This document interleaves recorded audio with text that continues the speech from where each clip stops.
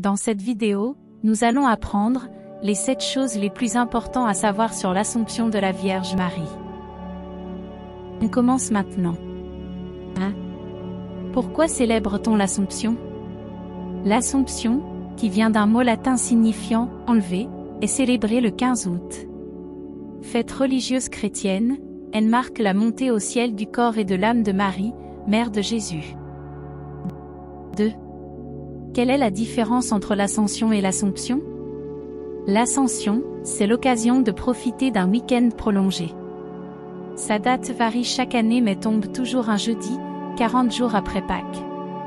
Marquant la dernière rencontre de Jésus avec ses disciples après sa résurrection avant son élévation au ciel.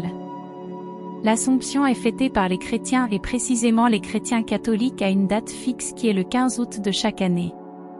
3. Quel est le sens du mot Assomption? Élévation et présence corporelle de la Vierge Marie au ciel, tel est le sens que prend le nom Assomption pour les chrétiens. 4. Pourquoi Marie monte au ciel? Marie monte au ciel parce qu'elle est bénie de Dieu, elle est bénie parmi toutes les femmes et Jésus, le fruit de ses entrailles, est béni.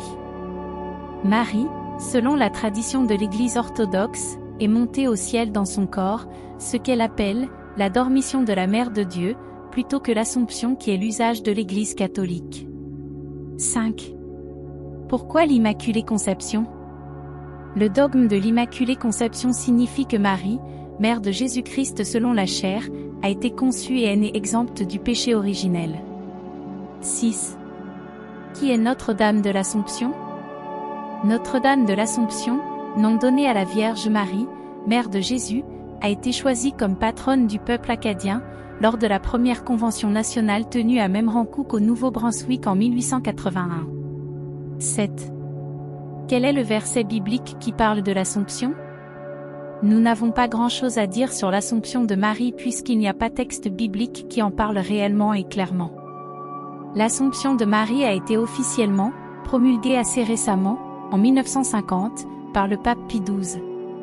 Si vous avez aimé cet exposé, aimez cette vidéo et abonnez-vous à la page. Que la paix du Christ soit avec vous, veuillez répondre Amen en commentaire pour recevoir cette paix.